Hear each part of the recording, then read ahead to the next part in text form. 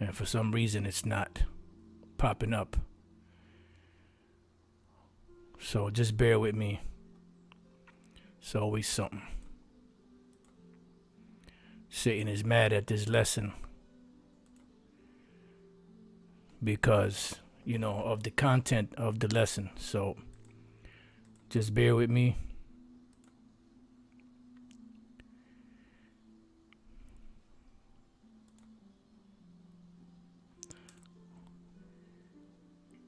All right, here we go.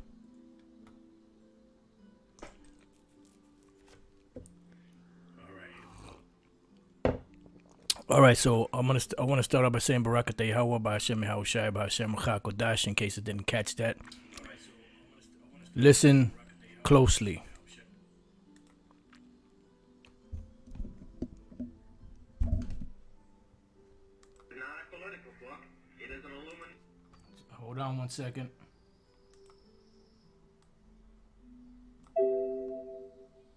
Not a book. The book was ordered, written, and produced by Philip Rothschild, the leader of the Illuminati in this day and age. It was ordered, written by a woman named Anne Rand, and she was at that time one of Philip Rothschild's mistresses. It was written some 12 years ago. She was already a well-known author, and her books sell nationwide. Mostly people who read them are communists. And she wrote this book. It was supposed to be a novel. It's 1,100 pages, so if you don't like to read, don't buy it. And it was written as a novel, supposedly, but it is a code book. And within the book is a step-by-step plan to take over the whole world by taking over the United States. Now, I'm going to say many things tonight that a lot of people will try and go out of here and say that I'm anti-American. No, I'm extremely pro-American. I couldn't be that, so I became a Christian. But I'm extremely pro-American. I am just anti-government that exists within America today, because it is not the government of the people any longer, and I'm pro-people government. That's a term misused by communists, something else. I'm going to give you the rest of that reading list. I haven't forgotten. Just bear with me. When you study Atlas Shrugged, this book was written, as I said, 12 years ago, you will find out that you are reading the front pages of the paper today. The oil shortage that doesn't exist, they state that they destroy their own oil wells, that they hide their own oil so nobody can have it. They state how they destroy the coal mines and shut the coal mines down, to shut the electricity down. They state how they cripple the country and no food is grown. It states how they pick and derail trains and so that no trains go. It states how they sink and pirate thousands of ships every year. We just recently heard a report by the Coast Guard down in Florida, how they're asking people not to sail out on pleasure craft in the Bermuda Triangle area, not because they believe in the Bermuda Triangle, but because over 1,000 ships were pirated last year and everybody on board was killed and dumped in the ocean. Now, they don't like to put that in the front pages. You see, that might cause some people to wonder about some things. And this is all in this book that was written 12 years ago. And in the book, they gain control of the world by bankrupting their own businesses. The Illuminati owns most, I would say 99 9/10 of the stores that you walk into and shop and the gas stations you go to. And they are going to destroy them on purpose. They are in the process of buying up over the last few years all the stores they don't own. They bought up grants, they bankrupted. They just bought up 2 guys, and you can watch for them to go out of business. And they keep in business the ones that they've always owned, and they are going to bankrupt them before long and cripple them and destroy them. And the idea of taking over is to bankrupt the whole world where nothing is of any value and the currency does not exist anywhere, and then come back and solve all the problems. I heard the Gakers, which are my favorite group, recently on a record in live concert. The guy was talking about the energy crisis. He says it's funny. It doesn't matter if it's Republicans or Democrats. They get elected, they cause us problems, and then solve them so it looks like they're doing something. Now that's about the way it really is. And the book in Atlas Shrugged ends with the hero, John Galt, which is really Philip Rothschild, lifting his hand up in the air and drawing the symbol of his organization. It never says Illuminati in the book. In the air, and says, "We shall follow this symbol back." And the symbol that he draws is that. Can everybody see it from where you're at? The dollar sign. Now, the dollar sign is only used in America, by the way. Nowhere else to represent money. It's almost 8,000 years old, or probably older. It goes back, you can find it in the pyramids. And it means to stir through punishment, to purify and make right. That's what it means. Funny that's what we symbolize their money. Now, the Rothschilds lead the Illuminati, and in every country they have a family, with the head of that family being the head of the Illuminati. In the United States, we have the Rockefellers. David Rockefeller is the head of both the Council of Foreign Relations and the Trilateral Administration or Council, which is the name of the Illuminati within the United States. And there's more blocks in these things and more blocks in the pyramids, but we have placed the main blocks that would interest America. And the main source of finance for the Illuminati and the whole world, but particularly in the United States, is the Standard Oil Company. Now, I'm going to educate you about something tonight that the Illuminati hoped nobody would ever find out about. Of course, you can check out who owns Standard Oil. That's David Rockefeller. He's the owner of Standard Oil. Now, when we were in the Illuminati, we had to learn the hieroglyphics of the Illuminati, and we had to go and shop at the stores that the Illuminati marked their stores by. Of course, they own almost everything, but their main business is they mark. And Standard Oil is the conglomerate that owns almost everything. If I'm going to tell you the things they own, you're not going to believe what they own. It's that astonishing. If I ask most people today, besides Standard Oil, in fact I'm going to, what would you say was the number one conglomerate within the United States? Anybody, tell me. Besides Standard Oil. Sears? That's Standard Oil. General Oil, that's the one that's waiting on. Standard Oil owns General Motors. They own Ford. They own American Motors. They own Chrysler. Now, you'll see federal department stores down here. Federal department stores is Sears, Kenny's. A man very close, very powerful in the Illuminati, doesn't live too far from here, that owns all the federal department stores, lives in Columbus. His name is Lazarus. Now, Lazarus owns federal department stores. Federal department stores owns Gold Circle. They own Kresge's, which owns Kmart. They own just about every department store in the United States. Globe, Ontario, so on. They own Woolworths, which owns Wilco's. But Standard owns Mobil, and Mobil owns Montgomery Ward's. You getting the message? Now, you can find out what Standard owns because they mark their signs with blue and red, everything they own. They also, in all of their oil companies, mark their oil companies with occult symbols. The main symbol is the sign of their god, the five-pointed star. Now, and the strongest version I've ever seen of it is the five-pointed star radiating rainbow colors, because they know that Lucifer is the god of the rainbow, as they put it. And if you'll read Ezekiel 28, you'll find out he does kind of radiate like a rainbow. He's covered with different colored jewels and so on. In this thing, they have snorkel with the arrow through it because that's the sign of casting a spell, the arrow. They use 76 because May 1st, 1776 is their birth date of the Illuminati.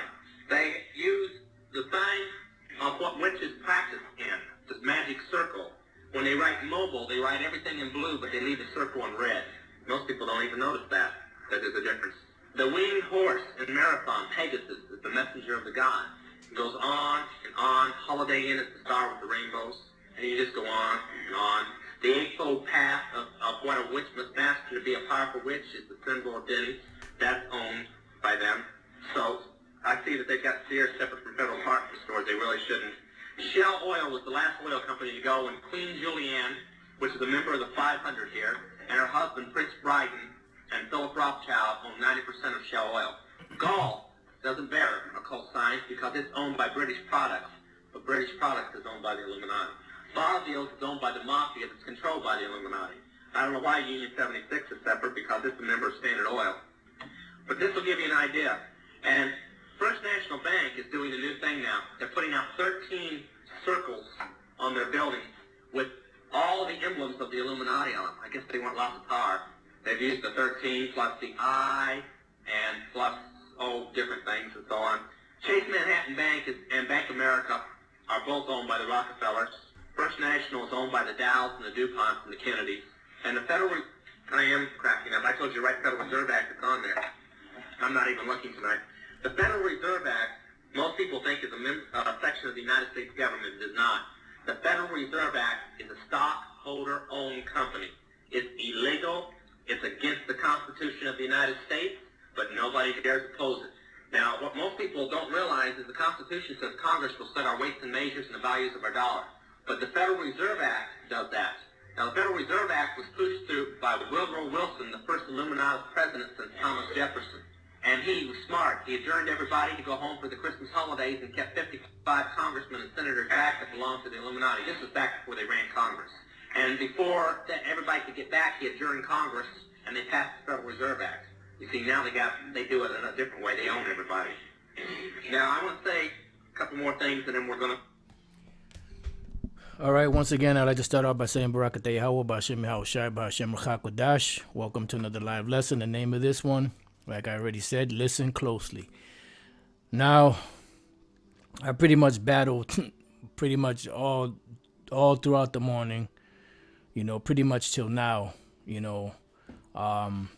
just trying to get things together, because I, download the camp video and upload it to my Odyssey page, that way it can, if they ever took that page down, it could be up on Odyssey.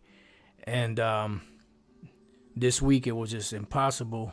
I was trying all different types of, different sites, and I finally got it downloaded. But then when I tried to upload it, it didn't go up because it was saying that the quality was very low, and it would have streaming problems. So I had to take it into Sony Vegas and try to render it, in a different, different just to be able to upload it. And they said it was going to take 3 hours to process. And as it was processing, about an hour and a half later after it was processing, it said that Sony Vegas stopped working. So I pretty much, kind of gave up on it. And I just went and I took the other video Elder Apostle Gabar put up on his channel, actually on the Apostles channel. And that, the live stream for this week was put up on Daily Edification 4. So if you want to go see the live speaking, it's there. The apostle, he didn't, he forgot to switch the the account over, which it happens. I mean, it's a normal thing that happens, and that's why it's on there and not on the Apostles Live. All right, so you heard this individual. This is John Todd, and I've been looking for this little excerpt here for I don't know how long. Just trying to get it because he said some things in here that are pretty much playing out just as he's saying it here is playing out today. In 2022, the year of the Yahweh B'Shem Shai turning up. Now you got to keep in mind, I believe this was 1979. When he actually, filmed this. So from back then till now, you see that they're still doing the same exact thing, but this time it's moving a lot faster, So this is well over, about at least 50 years or so, 40 some odd 50 years, and they've been, on the move since then. You heard him say, because that's the main thing I wanted was that he was saying that they want to financially collapse all of their businesses and still be financially stable enough to sustain this great, pretty much bankruptcy of all businesses. Because ultimately what they're doing is trying to bring in a new world currency, which would be a digital one, which would be eventually the MOTB, which would be the C hip. You put the C and the hip together, you get the word. All right, and I've been listening to these videos, for the last few hours, just skipping through and trying to find that one in particular. And the last video that I went to was, of course, the last video I went to was the one that it came up on. Now, I put this in the description box. This is part John Todd Tape 3, Illuminati Agenda. Now, a caveat, which means beware, that this guy, there's bones in his ministry, there's bones in his teachings. But what I was more so concerned with was how he broke down how the Philip Rothschild, which was the head of the Illuminati at the time, set up his mistress and Ryan or some shit. Ryan, I forget exactly her name, and he commissioned her to write a book called Atlas Shrugged, and Atlas Shrugged pretty much, is the Illuminati at work. And what he was saying is they want to bankrupt every facet of business out there and still be financially stable to withstand this, because they have an agenda. The agenda cannot be accomplished unless the old world is totally wiped out the whole, religious, social, and economic world is totally shut out and the new world introduced. That's what they call the Great Reset or Build Back Better or whatever you want to call it. Now, I typed in who owns the world, Blackrock and Vanguard. These are two of the top corporations that are owned by the international banking families that own the entire globe. And there's others. I believe there's, I'm not sure if there's 7 or 8 or more that own every other corporation you see out there. You know, it says until recently, it appeared economic competition had been driving the rise and fall of small and large companies across the U.S., supposedly, right? Or across the U.S. Now, they have something called free trade. I forget how it's worded, but I'm not sure if it's in the Constitution, you know, pretty much where you have the right to free trade or something like that to start your business and competition or something along those lines. But I believe it was Rockefeller that said that competition is a sin. So pretty much they want to control the whole pie because they don't want anyone to get any of it. You know, and if they do get any of it, it would be very little, but it would be somebody that would be controlled by them. Supposedly PepsiCo is Coca-Cola's competitor. Apple and Android vie for your loyalty, and drug companies battle for your health care dollar. However, all that turns out to be an illusion, Mr. Wordsworth.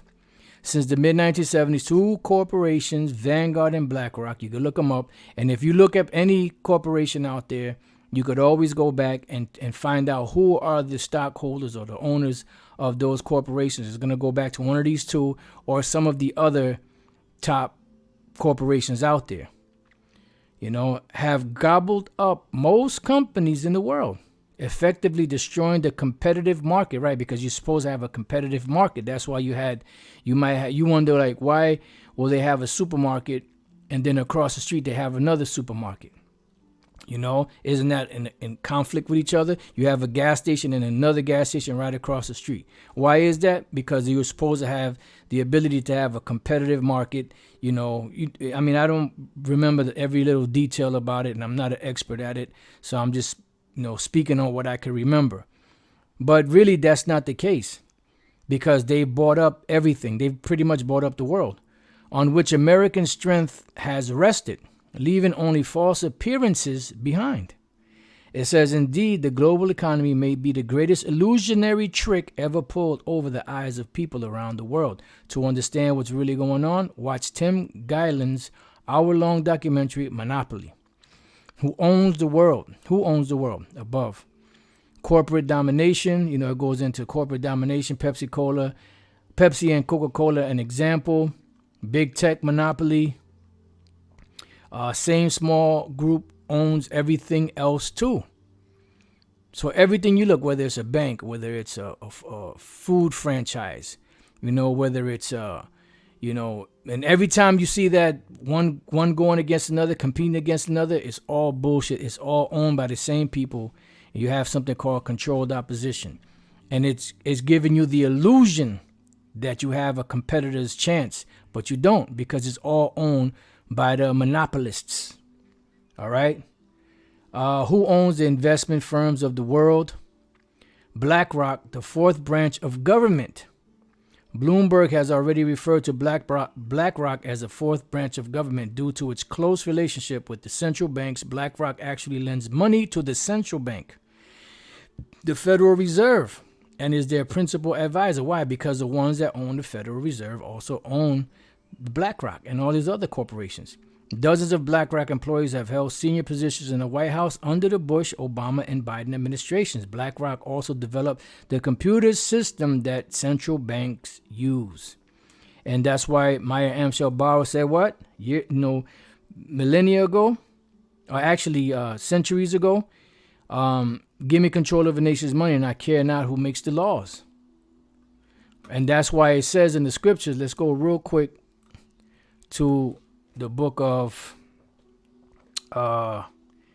Isaiah, chapter 10 and 1. Let's read this real quick and then we'll go back. Isaiah 10 and 1. Woe unto them that decree unrighteous decrees. And these are unrighteous decrees because they're making the people believe that they have the right to choose, but they don't. It's all an illusion. parlor tricks, I believe they call it. Another one is smoke and mirrors. You know, it's the sleight of hand technique. You know, it says, and right grievousness which they have prescribed, because that's how they oppress the people. By what? By the legislation that they pass. That's why you have something called contractual slaves. Contractual slaves are 14th Amendment slaves that are subject to the jurisdiction of the United States, which is not really people are not really subject to it because they're supposed to be sovereigns, but because they don't know any better, and the beginning with our mothers, that signed the birth certificate, and all of the different adhesion contracts that were proposed to us that we had to get because we are contractual slaves. So therefore we don't have freedom, we have liberty. Freedom is to be able to go about however you please. Liberty is by permission. And that's why they've given us these liberties, but we have to comply within the rules and regulations of the corporation. And that's why it says that, because what this does, it pretty much presses oppression upon the people, because you pretty much are at their mercy. And that's why it says in Micah 2:1, woe to them that devise iniquity and work evil upon their beds. When the morning is light, they practice it, they put it into effect. Why? Because it is in the power of their hand. When you look up this word power, in the Hebrew it's Allah, which means God. So they have the God-like power on the earth to be able to they have the God-like power on the earth to be able to manipulate what people do, control what people do, regardless of if the people accept it, believe it or not. And it causes what? It causes oppression, because the higher ups are living fat off the hog. I mean, they living it up. Hey, when Yahweh Shai spoke the parable of Lazarus and the rich man, where it says he was fed sumptuously every day, that is not an understatement. That is a prolific statement to explain how these devils are living. How you living? They are living it up. They are on top of the world, baby. But all of that's going to come at a cost, because according to their substance shall the restitution be. It says, and they covered fields and take them by violence. That's why you have these devils. What do? They build up corporations. They get money. They manipulate the stock market. They manipulate the money, cause people to get into positions, through lending them this money that causes debt. And those debts cause those people to get more loans so that they can pay off this debt to pay off that debt, always chasing the debt. And eventually, what do? They have to sell off this particular venture that they had that was helping them with financially for them and their families. Now, these devils take over it, and then they make money off of your hard work and your sweat and your ideas that you put together. You had 50 Cent. He had vitamin water. He had some other stuff. And what happens? They come in and what? You establish a corporation, or you establish a business with your ideas and the money you invest into it. Then what happens? They come in once it's progressing and doing good, and they come and buy it off of you because they know they're going to make a whole lot more because you already got it in motion.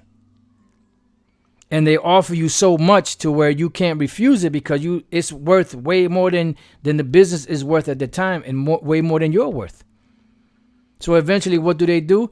They covered fields and take them by violence, and houses and take them away. So they oppress a man and his house, even a man and his heritage, because it is a man's right to go out there and to build what they call generational wealth.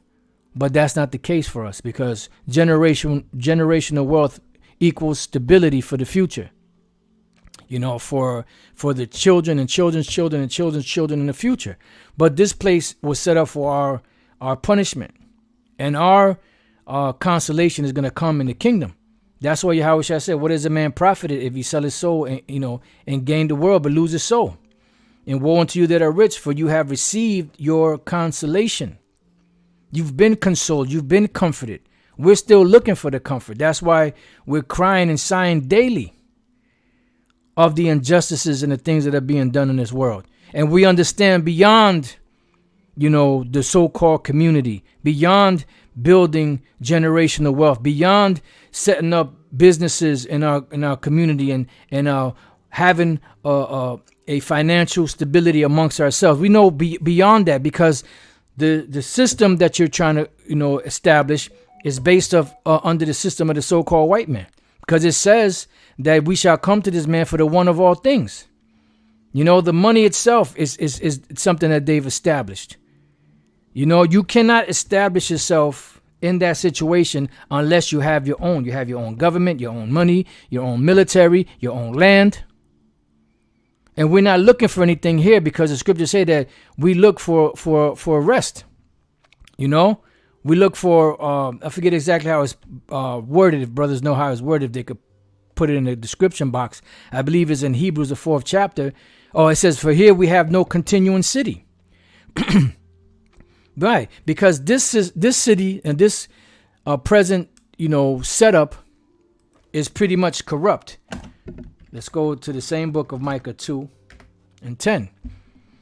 It says, arise ye and depart, for this is not your rest, because it is polluted. It shall destroy you even with a sore destruction. So this society is polluted. The whole system is polluted. The whole system is evil and wicked. That's why you can never really get ahead. And the only way you get ahead is by selling out. And when you sell out, you got to constantly keep selling out. And if you look in the eyes of these prominent celebrities out there, if you look into their eyes, especially those that have been for a while, you can see the demons popping off of them. You can see the evil, even before, when they're performing or not. You can see the evil, wicked, demonic influence that they have in them, because they have to do certain ritualistic things to allow demons to inhabit that body, because they've bought that body. That body belongs to the Illuminati in them. Whatever you want to call them, international bankers, whatever. It belongs to them. And they do with it as they please, because they are their slaves. You look into their eyes, you see that demonic influence in them, whether they're performing or not. So let's go back to this real quick. It says, who owns BlackRock? While Larry Fink is the figurehead of BlackRock. And they always have figureheads. That's why you have America, right? You have creepy, sleepy Joe Biden as the king of Babylon right now. He don't own a goddamn thing. He ain't doing nothing but running his mouth and taking the orders that they want him to take. Because if he doesn't, they'll remove him. And if he gets too fresh, they'll assassinate him. You see? So no one is it's an illusion. A parlor trick. It's a sleight of hand. So they always have figureheads. It says, being its founder, chairman, and chief executive officer, he's not the sole decision maker, as BlackRock too is owned by shareholders. Here we find yet another curiosity, as the largest stockholders of BlackRock is Vanguard. So when you go high up the chain enough, you see that this corporation that's running things, that's making money, that you think is an independent corporation, has a handler above them. And then once you figure that out, then you see that that one has another handler above them and another handler above them. And as you climb the pyramid, the owners get smaller and smaller. This is why they have a term called what? The 1%, which are the top rich banking families of the world that are ruling over the other 99%. Okay? It says, this is where it gets dark. Gellin says Vanguard was a unique structure that blocks us from seeing who the actual shareholders are. The elite who own Vanguard don't want anyone to know they are the owners of the most powerful company on earth. Still, if you dig deep enough, you can find clues as to who these owners are. The owners of the wealthiest, most powerful company on earth can be expected to be among the wealthiest individuals on earth. In 2016, Oxfam reported that the combined wealth of the richest 1% in the world, and I didn't know this was in there. I didn't really read this article. I just found where it said, who owns the world? Blackrock and Vanguard. That's all I needed to hear. Right? It says, was equal to the wealth of the remaining 99% in 2018. It was reported that the world's richest people get 82% of all the money earned around the world in 2017. And they're getting more and more and more as each hour, as each minute, as each second, as each day, as each week, as each month, as each year progresses. In reality, we can assume that the owners of Vanguard are among the 0.001% richest people on the planet, according to Forbes. There were 2,075 billionaires in the world as of March 2020, which that's they're up there, but that's there's nothing compared to the trillionaires.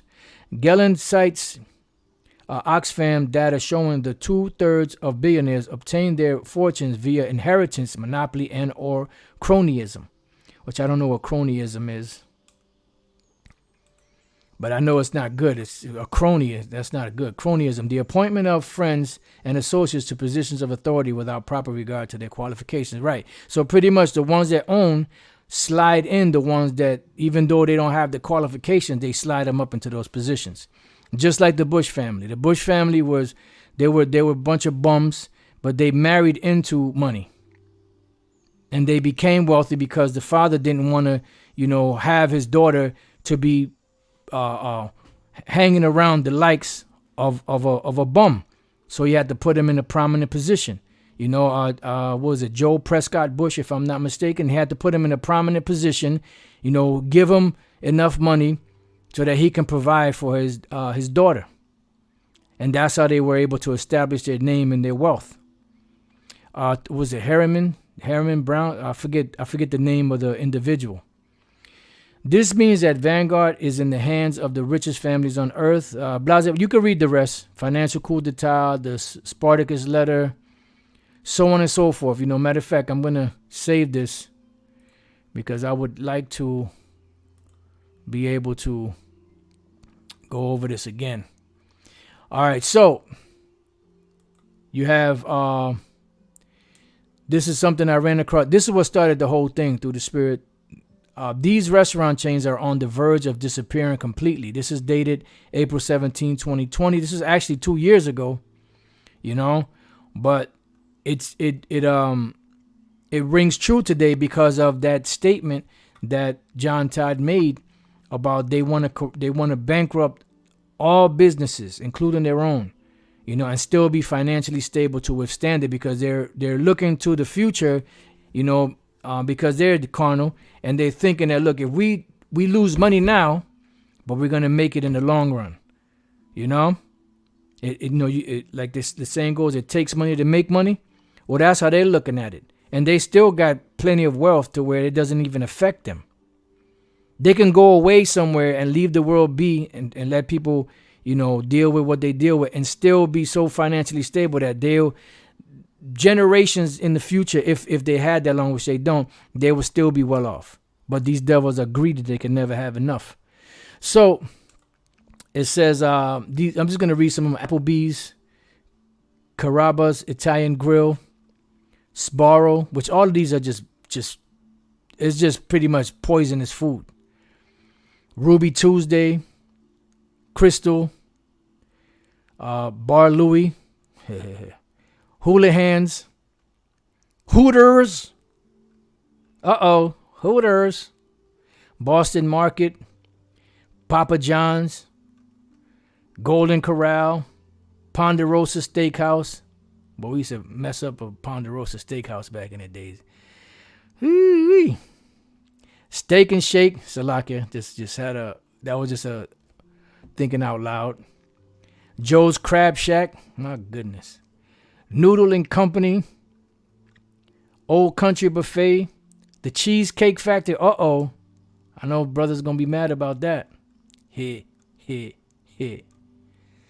TGI Fridays. Red Robin. Friendlies.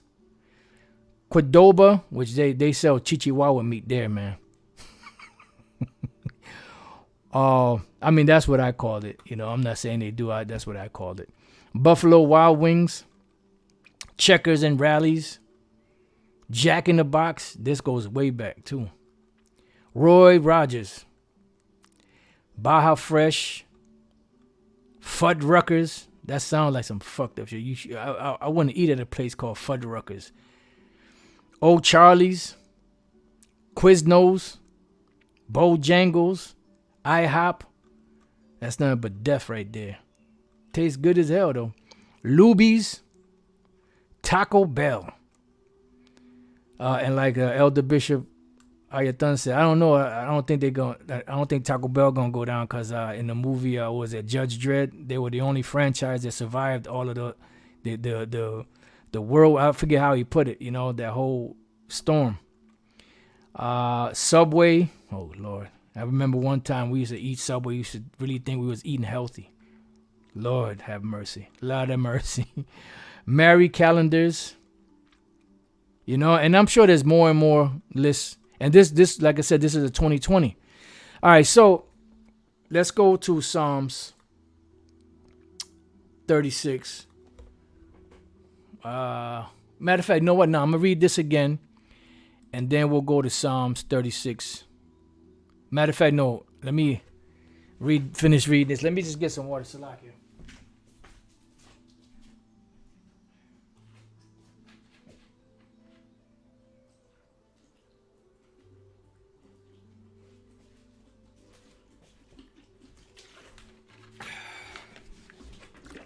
Yeah, these demons were fighting me tooth and nail, man, not to get this lesson up.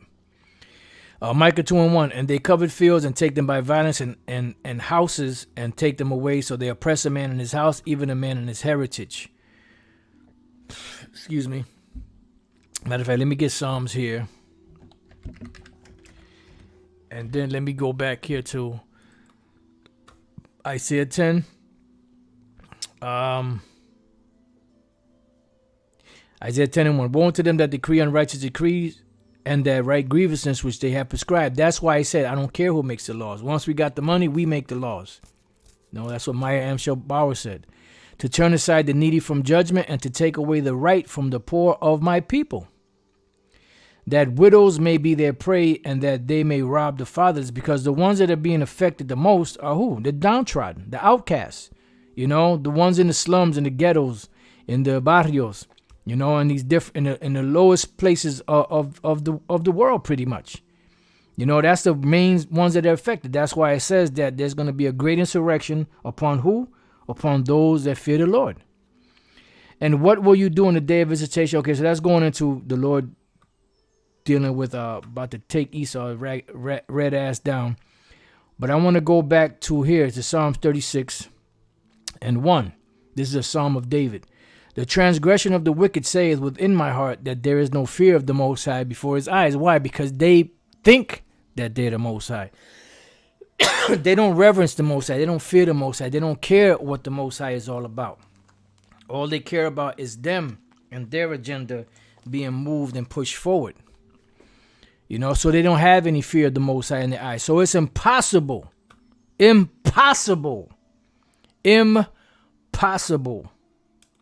All caps, for Cornelius to be an Edomite, because there's no fear of the Most High in their eyes.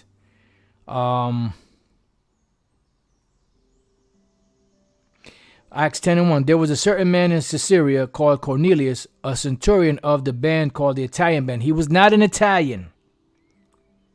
He was a soldier that was in charge of 100 men. That was a part of the Roman army, and the branch that he was a part of was from Italy. He was not an Italian. All right, Apostate Jennings, got that?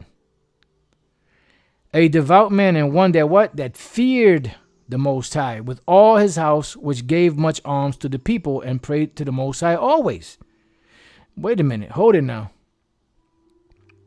Let's go to, what is that? Proverbs 8.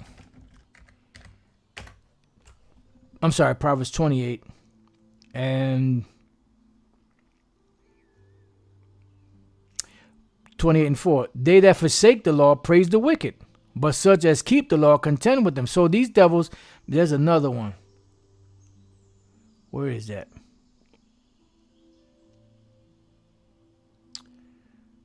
Brightness, then the perverse, whoso. Here we go. Proverbs 28 and 9. He that turneth away his ear from hearing the law, even his prayer shall be abomination. Come on, man. Here it is. They're saying that Cornelius, a devout man. Devotion to who? To Yahweh Bashem Yahushai. Devotion and Esau. Devotion to the Most High and Esau's name do not go. They are the wicked. So it says a devout man and one that feared the Most High with all his house, which gave much alms to the people and prayed to the Most High always. These devils ain't praying to the Most High. The only thing they're praying to the Most High is for the Most High to destroy us. As it says, the accuser of thy brethren. So it says, Psalms 36 and 1, the transgression of the wicked, which is what? The sin on top of sin on top of sin, iniquity, compounded by iniquity, saith within my heart that there is no fear of the Most High before his eyes. They don't have any fear. There's no fear. That's why they do the things they do. Only a demon would take a human body, break it down, and try to alter it to create his own. Y'all thought Frankenstein was a Dr. Frankenstein was a fairy tale, right? Nah, this is his name is not Dr. Frankenstein. That's just an alias. His name is Dr. Edom, and he is a mad scientist. All right, and he is off his rocker. He done drunk his own juice and bugged himself out. It says, for he flattereth himself in his own eyes until his iniquity be found hateful. Yeah, because the Most High hates a boastful person. And who is the most proud person now on the planet? The Edomites. Then it says that there is no fear of the Most High in his eyes. Who was this addressed to? The wicked. Who are the wicked in the scriptures? You have wicked among all nations, even among the nation of Israel. But you have the scriptures identify the wicked. A nation that is the wicked, and that is the Edomites. And you can read Malachi, the 1st chapter. You know, the main point is in the 4th verse. But you can start at 1. The words of his mouth are what? Iniquity and deceit. So anything he speaks, it's all lies. For what? For his greater purpose. Iniquity and deceit. The words of his mouth were smoother than butter, but war was in his heart. It's not about what he says. It's about what he does. Because words are just words until you enforce those words by action. Because words are just words. He hath left off to be wise and to do good. Why? Because he knows what to do. But that's what the Lord said, unto the wicked, what hast thou to do to declare my statutes, or that thou shouldest take my covenants in thy mouth, seeing thou hatest instruction, and castest my word behind thee. Now, what does that go back to? That goes all the way back to Cain. When you go back to Cain, the Lord told him, if you do well, in other words, you're going to be all right. But if not, sin lieth at thy door, at the door. You see? And that's why you have the two. That's why it's important to understand about reincarnation. Because you had Adam and Eve. They had two sons, Cain and Abel. Abel was a righteous. Cain was a wicked. Cain killed Abel because Abel did a more righteous deed than he did. And from that point on, the Lord told him, look, pretty much you're gonna be dealt with. You are the wicked. You are going to be the wicked. He didn't say it in those words, but when you read the history, that's what comes out of it. And then when the flood came, all of the people was destroyed except for Noah and his 8 and his 7 family members. Then from them 3 men, the whole earth became repopulated. And those same 2 boys came back through Adam and Eve, because Rebecca could have been Eve, and they came back as Jacob and Esau. Jacob was the righteous, Esau was the wicked, and it was the same old thing again. The struggle of righteousness against wickedness. There's two against something. Anything that you get involved with, whether it's art, whether it's botanical, whether it's herbs, whether it's trees, whether it's flowers, whether it's whatever, there's always 2 opposing forces, the righteous and the negative. You have good plants you can eat and poisonous plants that you shouldn't eat. And guess what? The poisonous plants look similar to the plants you could eat. So unless you have that keen eye to be able to distinguish between the 2, you could F yourself up. So everything is a fight. It's a struggle. There's always good against evil. So they left off to be good, because if they would have did good, they would have been cool. But the Most High had another plan for them. They had to be the wicked, because the wicked were created for the day of evil, day of vengeance, the day of wrath. And they are the vessels of wrath fitted to destruction. They are the people, the Edomites, all of them, that the Most High hates, but also that the Most High established to show the world how to be wicked and to show the reward of being wicked. And that's why America is going to be left, Babylon the Great is going to be left as a memorial for all generations of what it is to be wicked. And it's not a coincidence that John Todd said that America, they couldn't get the world without America. That's why they embarked to come over here to set up what? Establish a new world order in the new world. They've been trying to do this for centuries. This present current, these present current demons that are ruling. It says, he devises mischief upon his bed, same thing we read in Micah. He setteth himself in a way that is not good. He abhorreth not evil. He doesn't avoid evil. Everything that he does is at all costs. It doesn't matter who gets hurt in the process. He don't give a good goddamn. Yeah, this is good precept, brother. The young elder Mathathwa from he's in Des Moines now. Used to be in Chicago. Ecclesiastes 33:14. Good is said against evil, and life against death. So is the godly against the sinner, and the sinner against the godly. So look upon all the works of the Most High, and there are 2 and 2, one against another. And you're going to see that in everything that you see.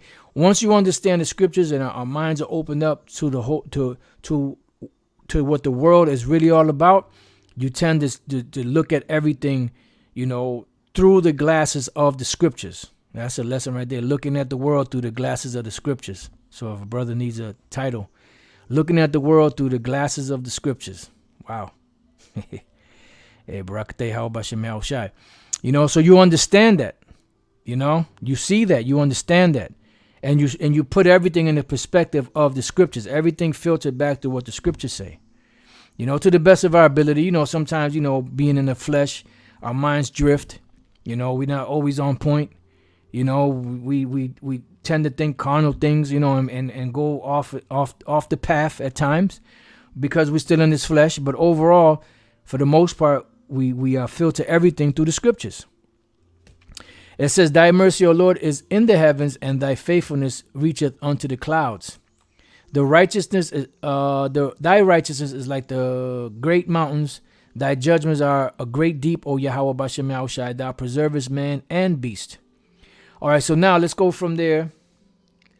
Let's go to Isaiah. Let's go to Isaiah 32.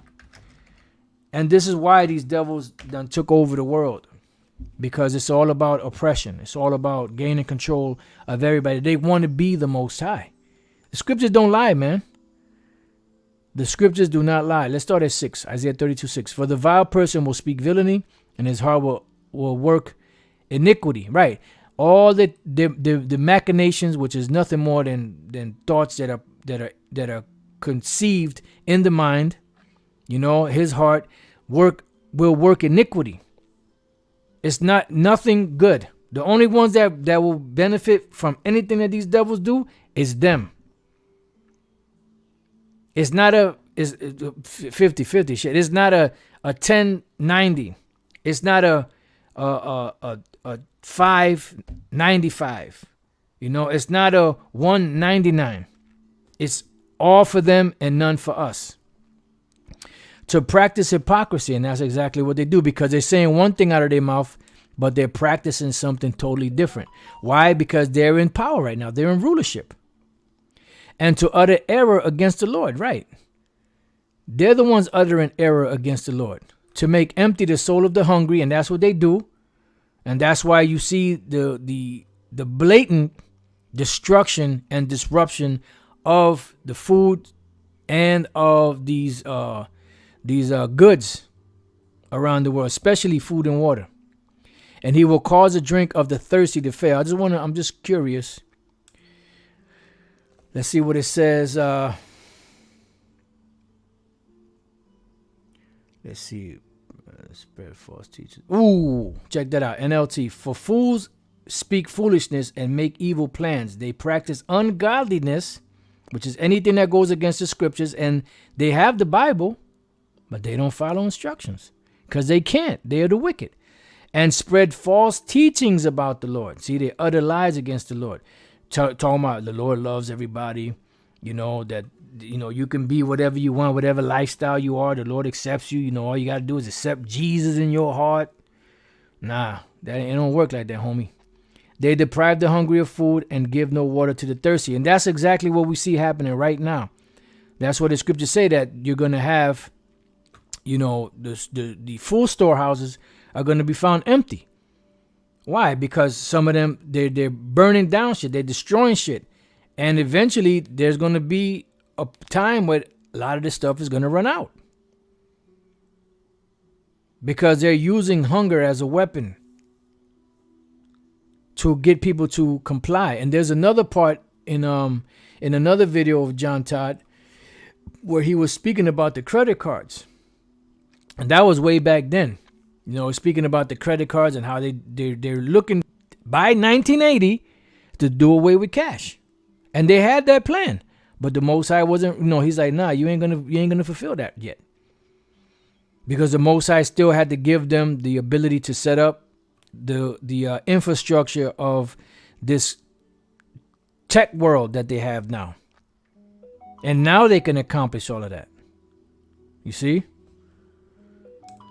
Let's see. I just want to see.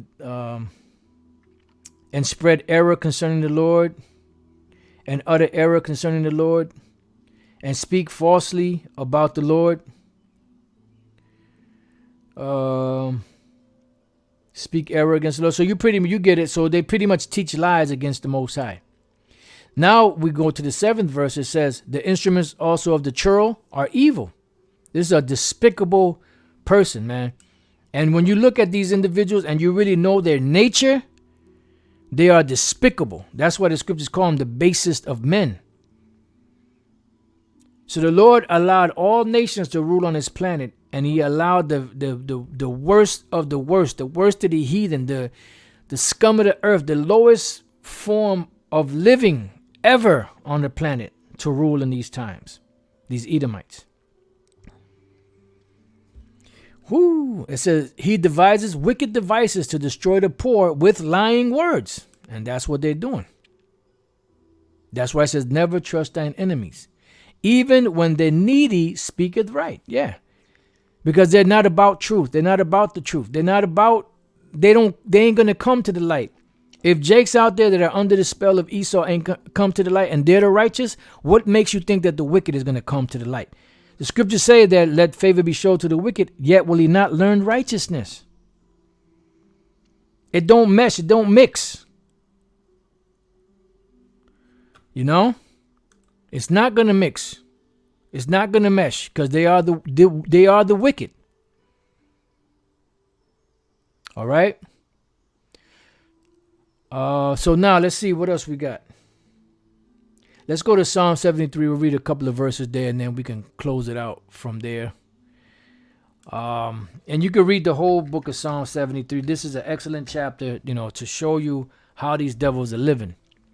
And they are living, The people that are rich, that have so-called riches, they living pretty decent, some of them, But you ain't living sumptuous like these devils are living. Matter of fact, let's look up that word sumptuous real quick. That's Luke 16. They are not living sumptuous. Right, and this was a parable about Jacob and Esau. Clothing, purple, fine linen, fared, sumptuous. Let's look up the word fared first. Euphreno, or Euphraino, to gladden, make joyful. Yeah, you got money. You know when people got money. When they always smiling, they got this particular smile and this gleam in their eye that let you know, oh, this mother effer, he got money, or she got money. You could tell by the man's countenance. It says to be glad, be merry, to rejoice. And why is that? Because you have everything. If you have everything, of course you're going to be happy. But these devils got everything and they're still miserable because they want more. And we look up the word sumptuously now. Lampros, which is the same word that comes up in Revelation 18, where it speaks about goodly, where it says goodly, lampros. Splendid, magnificently, of sumptuous living, brilliantly and figuratively, luxuriously, sumptuously, right? And in lampposts, let's see, right? This is the one that's in Revelation 18, which is a root word. Right here it says splendid things, an example, luxuries or elegancies in dress or style. Today, living it up. Magnificent or sumptuous in appearance. When you see those devils, you don't see nothing out of place. When you see them wearing shoes, those shoes could have cost $10,000 just for one shoe. That's how they living. They living on top of the world. Forget about it. So Psalm 73:1, the end of the wicked contrasted with that of the righteous. This is Asaph. Truly the Most High is good to Israel, even to such as are of a clean heart. Why? Because although we're at the bottom, we're suffering the chastisements because we are the people of the Most High. And we sinned against him. We know there's a greater purpose. We know why. But nevertheless, we went off, right? So it says, and he's chastising us so that when he brings the judgment upon Esau, he ain't going to stop. It says, but as for me, my feet were almost gone. My steps had well nigh slipped. Why? Because we're in a position where it seems hopeless sometimes. It's like you constantly chasing that dollar, living paycheck to paycheck in a lot of cases, and the way things are now, it's getting worse and worse and harder. To the point where you have a lot of people out there losing their homes, losing their apartments, losing their families. Why? Because of the lack of money. And it's about to be the lack of bread. It says, for I was envious at the foolish when I saw the prosperity of the wicked. Right? Because they fared sumptuously every day. They're prospering. When you see those devils, they always got a smile on their face. Now look in contrast, look on the reservations where Gad is at. You look at Gad, they look miserable. Actually, we was at the camp yesterday, and there was this one of the northern kingdom. I'm not sure if he was Issacharite or Ephraimite or one of the other tribes, and he was at the camp. He was sitting at the bench where we were speaking at, and he was just sitting there destitute. He had a little shopping cart with bottles in it, and I guess he ate something that was messing up his stomach. He had to stick his finger down his throat, and he kept throwing up because he had to get that shit out of his system.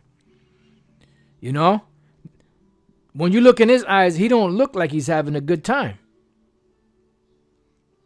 When you look at people, you know, our people in these different countries around the world that are going through hard times, you got little 5, 6, 7-year-old boys and girls, and you look in their eyes, they have the look of stress that should be upon a 50-year-old person, or a 30-year-old person, or a 40-year-old person. These devils don't look like that. You look in their eyes, they have the look of prosperity. For there are no bands in their death, but their strength is firm. They are not in trouble as other men, neither are they plagued like other men. Right, because they have everything. And you best believe that if the Rothschilds get sick, or the Rockefellers get sick, or the DuPonts get sick, or the Getty, or any of the other high up international banking families, you are not going to see them at your local. You're not going to see them at your local hospital. They're going to have the best physicians, the best herbologists, the best homeopathic, physicians come to them and give them that. They're not going to be taking any injections. They're not going to be, getting anything but the best treatment. They ain't messing with that with them synthetic drugs. Think about it. And I'm not a doctor. I'm not giving any medical advice. You got to say that to throw the rhythm algae off. Therefore, pride compasses them about as a chain. Violence covereth them as a garment. Yeah. And when you look at them, you see that pride beaming off of them. And violence covereth them as a garment. Why? Because they have that power and they push that violence on the earth, but they push it with a smile. That's why it says, never trust thine enemy. Their eyes stand out with fatness. They have more than heart could wish. Man, if you see these mother effers, they living, they're living like kings. Let's see. No, you know what? Type this. Just bear with me 1 second. Chateau de Pregny. That's let me see. Chateau de Pregny. I know I'm not pronouncing it. Sometimes referred to as the Rothschild Castle. My goodness. Ain't that about a something? Now, if you see somebody stepping out of something like this, you know they ain't catching no hell. You see somebody stepping out of something like this. Look at that. Manicured, professionally manicured gardens, and and this every day, you know that every day they're trimming and clipping and cutting and cleaning. Look at this. This is a castle. You think these Edomites need salvation? Look at this, man. Chateau de Pregny. Rothschild Castle. And this is just one. This is just one, man. Chateau Rothschild. Look at this. Oh, well, this one looked like they abandoned this one. But look at how big this shit is. If they're not, of course they're not here anymore. But they actually abandoned this one. But look at how big this damn thing is. If you had a building like this in the hood, guess what? There'll be about 20,000 families in this on one block. Let's see what else. Oh, look at this. This is Wadeson Manor. Look at how these devils are living, man. Look at the man. Do you listen? You do not know the meticulous expert, skill that it takes to cut hedges and trim hedges like this and keep this lawn manicured. Look at that. Look at that lawn. This is a pristine manicured lawn. You don't see no garbage out here. You know? Look at this. You don't see garbage out there. And these look like pine cones. I was just looking at it over here. These pine cones. I know there's something satanic about it. I don't know what. Look at that. Look at this. Look how these devils are living. Fared sumptuously every day. Then you talk about, you know, Jakes that are musicians and so on and so forth. You know, they got a little mini mansion. You got, man, that's a mini mansion compared to this.